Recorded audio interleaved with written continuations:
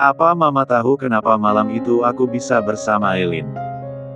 Teriakan Alfian kembali menggema, menciptakan suasana hening yang menegangkan. Semua diam.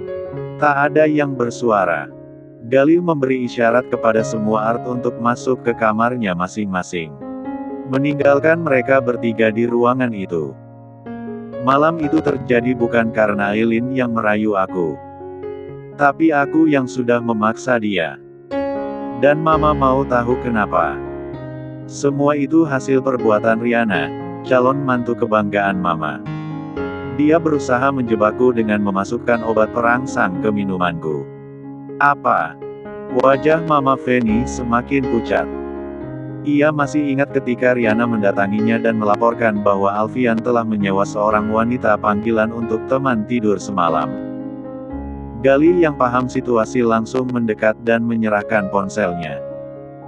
Sebuah rekaman kejadian di hotel ketika Riana diam-diam memasukkan sesuatu ke dalam minuman dan memberikannya kepada Alfian. Sontak saja rekaman CCTV itu membuat sang Mama syok luar biasa. Malam itu Aileen dijual ibunya seharga 1 miliar untuk melayani seorang laki-laki yang mencari gadis perawan. Orang itu aku, Mah. Aku yang membeli Aileen. Malam itu Aileen datang dengan badan penuh lebam karena habis dipukuli ibunya. Dia dijual dan dipaksa melakukan apa yang tidak pernah dia lakukan, dan Mama masih bisa berpikir kalau Aileen wanita panggilan. Mama Feni tersentak mendengar semua ungkapan hati Alfian. Rasa bersalah menyergap hatinya bertubi-tubi. Apalagi setelah membaca hasil tes DNA yang menunjukkan bahwa bayi tak berdosa yang kemarin ia usir dari kehidupannya ternyata adalah cucunya sendiri. Mama minta maaf, Al. Mama sudah melakukan kesalahan besar, ucap Mama Feni. Bulir kristal bening menerobos membasahi pipinya. Alfian hanya menatap Mama Feni dengan tatapan penuh amarah dan kecewa. Sudah terlambat, Mah. Aileen sudah pergi membawa anakku. Dia pergi membawa semua rasa sakit dan kecewanya. Sekarang mungkin dia berpikir bahwa aku sama jahatnya dengan kalian semua. Karena itu dia memilih pergi. Tak ada kata yang terucap dari mulut Mama Feni. Wanita itu menangis sejadi-jadinya. Sekarang aku tidak tahu di mana mereka. Apa mereka kedinginan di luar sana? Apa Aileen sedang kelaparan? Dan semua itu karena Mama. Rasanya Alfian benar-benar ingin meruntuhkan bangunan rumahnya yang mewah itu menjadi puing-puing kecil. Dirinya tinggal di rumah mewah, sementara anaknya terlunta-lunta di luaran sana. Tak tahan berlama-lama di rumah itu, Alfian memilih segera pergi. Ia tidak tahu apa yang akan ia lakukan kepada mamanya jika masih di sana dalam keadaan marah. Selembar uang 10.000 dan 5.000 rupiah terselip di dompet. Aileen yang kini berdiri di depan minimarket tak jauh dari rumah kontrakannya itu tampak kebingungan. Wajahnya murung meratapi nasib hidupnya. Apa yang bisa ia beli dengan uang 15.000 rupiah? Fisiknya belum pulih sepenuhnya, sehingga belum dapat bekerja kembali. Selain itu Aileen tidak memiliki benda apapun yang bisa diuangkan untuk menyambung hidup. Aileen menengadahkan kepalanya, melihat langit yang cerah dan terik. Kemudian menatap bayinya yang tertidur lelap dalam gendongannya. Dengan segera ia menutup wajah bayinya dengan kain gendongan yang Bu Rina berikan padanya. Tadi ia tidak berani meninggalkan baby boy sendirian di rumah karena takut bayinya itu akan terbangun dan menangis. Aileen juga tidak enak menitipkan pada Bu Rina. Alhasil, ia membawa bayi itu di tengah teriknya mentari. Aku harus beli apa dengan uang segini? Aileen melangkah masuk. Menengok ke arah kanan dan kirinya. Bingung harus membeli apa dengan uang yang ia miliki saat ini. Beruntung beberapa hari ini Bu Rina membawakannya makanan setiap hari. Sehingga Aileen benar-benar merasa terbantu. Ia bernapas panjang. Hati kecilnya mulai membandingkan kehidupannya dengan wanita lain yang mungkin lebih beruntung ditemani suami atau mertua dalam mengurus bayi yang baru lahir. Sedangkan dirinya hanya sendirian. Terkadang, di tengah malam pun Aileen harus menahan kantuk menjaga si kecil yang rewel. Setelah beberapa saat terdiam, mata Aileen tertuju pada mie instan yang berjejer di rak. Bingung harus membeli apa, akhirnya Aileen mengambil beberapa bungkus mie instan dan membayar di kasir. Itu pun Aileen memilih mie dengan harga yang paling murah.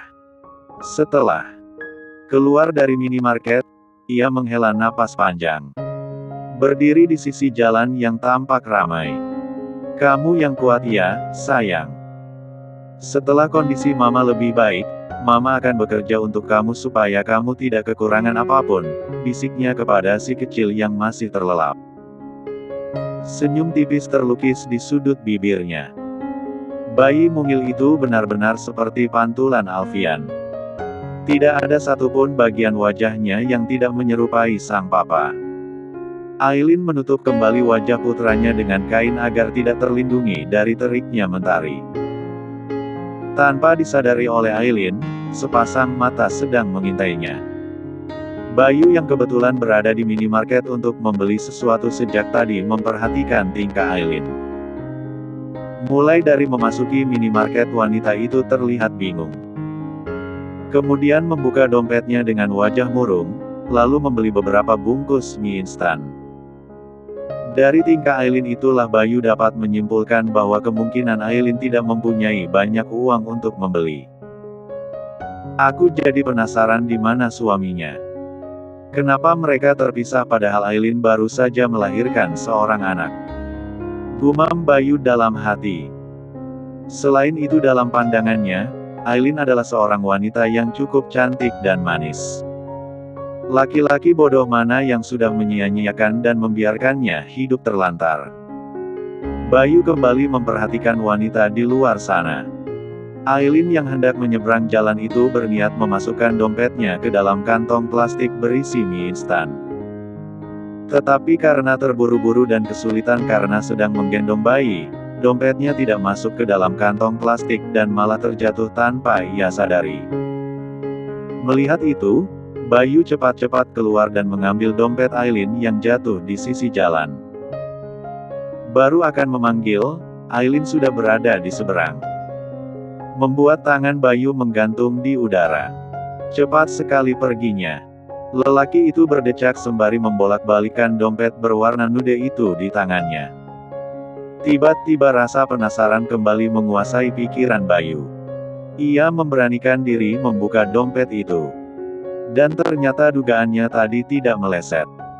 Tidak ada selembar pun uang yang tersisa di dalamnya. Hanya ada selembar KTP di sana. Ah! Nama panjangnya Aileen Anjani, iya. Gumamnya sambil membaca nama yang tertera pada KTP. Nama yang cantik, secantik orangnya. Manik hitam Bayu pun harus terbelalak untuk kesekian kali ketika membaca keterangan status yang tertera. Apa? Belum menikah. Tapi, dia baru saja melahirkan. Apa jangan-jangan anaknya itu hasil hubungan gelapnya dengan seorang pria? Tak ingin menebak sendiri, Bayu memutuskan untuk pulang. Begitu memasuki rumah, terdengar suara berisik dari arah dapur. Ia berjalan ke arah dapur dan melihat sang ibu yang sedang sibuk membuat jus. Itu pasti jus untuk Aileen, gumam Bayu kembali menebak. Ia tahu betul jika ibunya sama sekali tidak menyukai jus. Jadi untuk siapa lagi kalau bukan untuk Aileen? Bayu berdiri di ambang pintu yang mengarah ke dapur. Melipat tangan di depan dada. Ia bingung dan heran sendiri melihat ibunya. Ibunya itu memang mempunyai hati yang baik. Namun, meski begitu, ia cukup hati-hati untuk mengizinkan seseorang tinggal di rumahnya. Dari sini Bayu menarik kesimpulan bahwa Aileen adalah wanita baik-baik. Jika tidak, sang ibu pasti tidak akan mengizinkannya tinggal di rumah sewanya tanpa harus membayar. Apalagi ibunya sangat perhatian dan setiap hari membawakan makanan. Bayu melangkahkan kaki pelan, menarik kursi dan duduk di samping kitchen set. "Bu," panggil Bayu. "Hem." Bu Rina hanya melirik sebentar, kemudian kembali memotong buah dan memasukkannya ke dalam blender. "Mau tanya sesuatu?" Kedua alis Bu Rina mengerut. "Tanya apa?" "Ibu kenal Aileen di mana, sih?" "Ah, itu. Ibu bertemu Aileen di masjid depan komplek. Waktu itu ibu lihat dia tidur di masjid beberapa hari. Katanya dia hidup sendirian dan sedang mencari kontrakan murah tapi belum dapat. Karena ibu kasihan ya sudah, ibu tawarkan saja dia tinggal di rumah sebelah. Kebetulan rumah di sebelah kan sudah lama kosong." Bayu mengangguk paham. Ibu tidak pernah tanya di mana ayah dari anaknya gitu. Tanya Bayu lagi.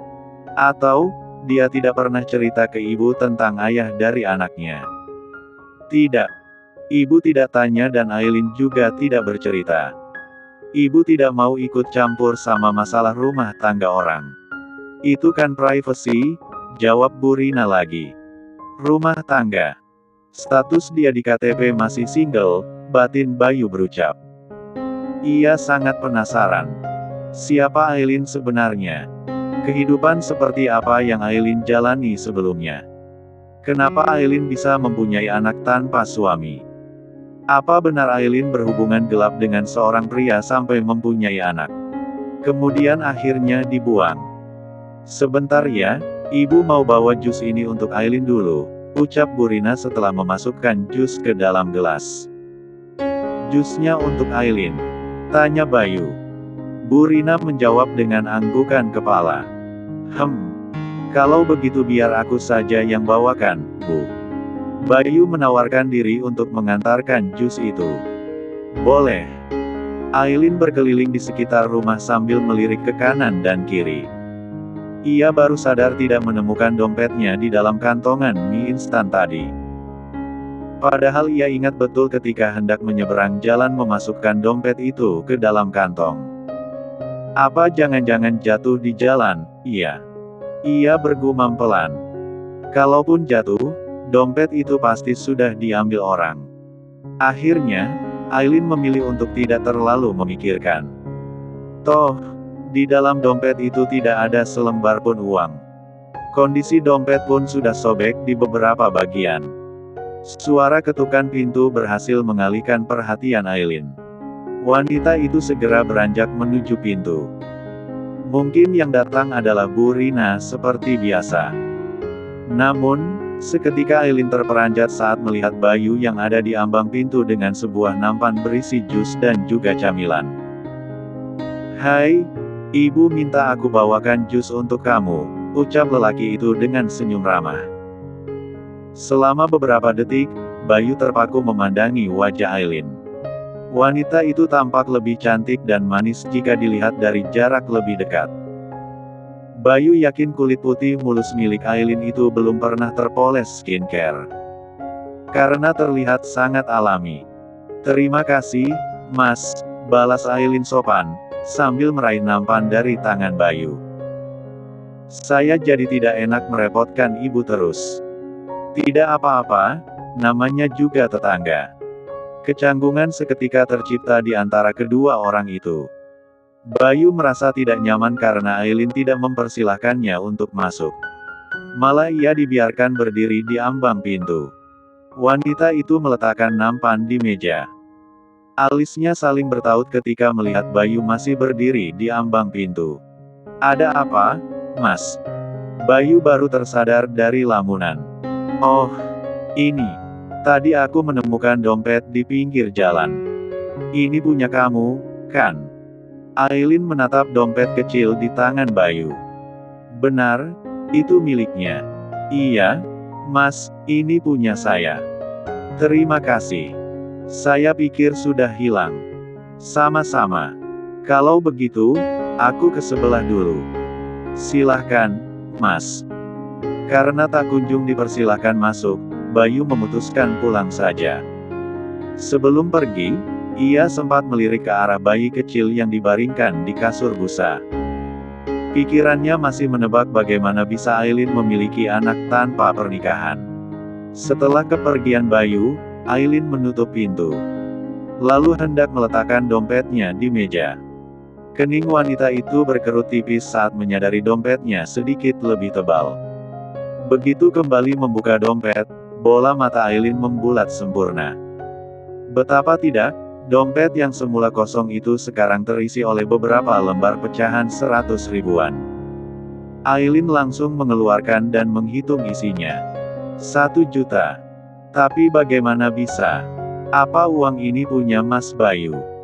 Tanpa menunggu, Aileen langsung menyeret kakinya keluar.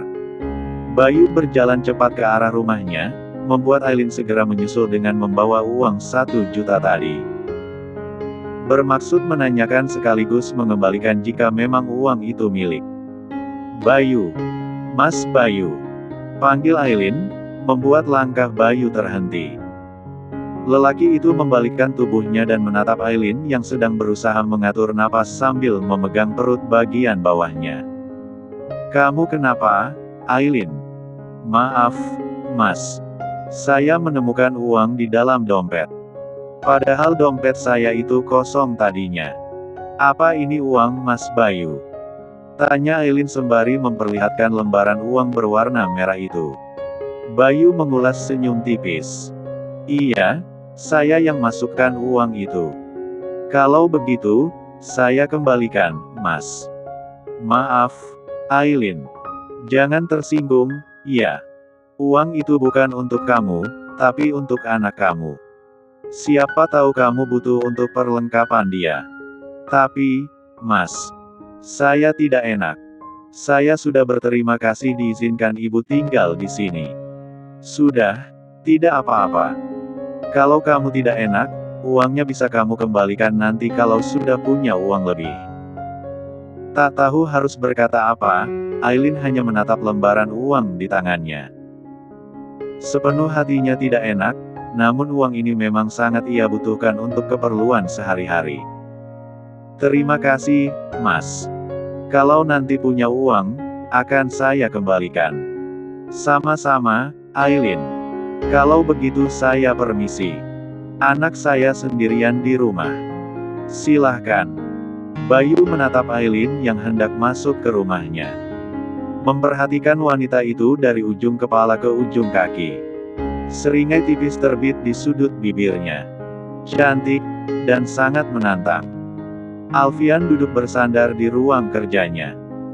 Sedang memandangi foto baby boy yang menghiasi meja kerja. Foto itu ia ambil diam-diam tanpa sepengetahuan Aileen. Ujung jari Alfian mengusap permukaan foto. Kerinduan mengakar semakin dalam ke hatinya. Kamu di mana, Nak? Apa kamu baik-baik saja? Alfian menghirup banyak-banyak udara. Setiap kali teringat putranya, ia akan merasa dadanya sesak tak terkira. Ingin sekali ia memeluk dan menimang bayi kecilnya itu. Pencarian yang dilakukan selama berhari-hari tak juga membuahkan hasil. Alfian tidak tahu harus berbuat apa lagi untuk menemukan Aileen. Ia dan anaknya menghilang bak di telan bumi. Alfian masih larut dalam lamunan ketika terdengar suara ketukan pintu. Gali datang dengan membawa beberapa berkas di tangannya, yang kemudian ia letakkan di atas meja. Simpan di situ dulu, nanti aku tanda tangani, ucapnya lemas. Gali memilih duduk tepat di hadapan sang bos. Sudah beberapa hari ini seorang Alfian yang gila kerja itu tampak tidak bersemangat. Raganya ada di kantor, tetapi pikirannya melayang entah kemana. Aku mau memberitahu kalau 2 hari lagi kita harus keluar kota. Kamu saja yang berangkat dengan staf lain. Aku tidak bisa kemana-mana, jawabnya malas. Tapi ini proyek besar, Al. Bukan proyek sembarangan. Perusahaan kita akan rugi miliaran kalau sampai proyeknya batal. Tatapan menghujam Alfian menjadi hadiah istimewa bagi Gali atas ucapannya barusan. Ketegangan tercipta, Gali berusaha mengurai dalam pikirannya sendiri, tentang apa yang salah dari ucapannya. Mengapa Alfian terlihat sangat marah? Aku tidak peduli meskipun proyek itu menghasilkan triliunan. Aku tidak akan pergi kemanapun sebelum Aileen dan anakku ditemukan. Tapi, Al, polisi dan orang-orang kita pasti akan terus mencari. Lagi pula perjalanan keluar kota itu hanya 2 hari. Sekali lagi Gali berusaha membujuk. Sudah ku bilang aku tidak peduli. Meskipun perusahaan ini akan bangkrut sekalipun. Bentakan Alfian semakin keras. Gali diam tak lagi menjawab, ia cukup paham bagaimana perasaan Alfian sekarang. Alfian duduk bersandar pada kursi kerjanya, sebisa mungkin menahan amarah yang meledak. Oke, aku mengerti. Biar aku dan yang lain yang berangkat. Akhirnya Gali mengalah. Alfian memejamkan mata. Dalam pikiran yang semrawut, ia berusaha menebak kemana Aileen membawa anak mereka. Detik itu juga pikiran Alfian seakan terbuka. Ia tiba-tiba teringat akan jasa catering yang disewa Mama Fanny di pesta pertunangannya bersama dengan Riana yang gagal. Alfian baru sadar Aileen bekerja di catering itu. Kenapa? Tanya Gali ketika Alfian menatapnya serius. Kamu ingat catering yang disewa Mama pada hari pertunangan itu? Gali mengangguk, tetapi belum dapat menebak kemana arah pembicaraan Alfian. Ingat, memang kenapa? Aileen pernah bekerja di sana, kan? Coba cari nomor kontak pemilik catering itu. Mungkin saja ada yang tahu di mana Aileen tinggal sebelumnya.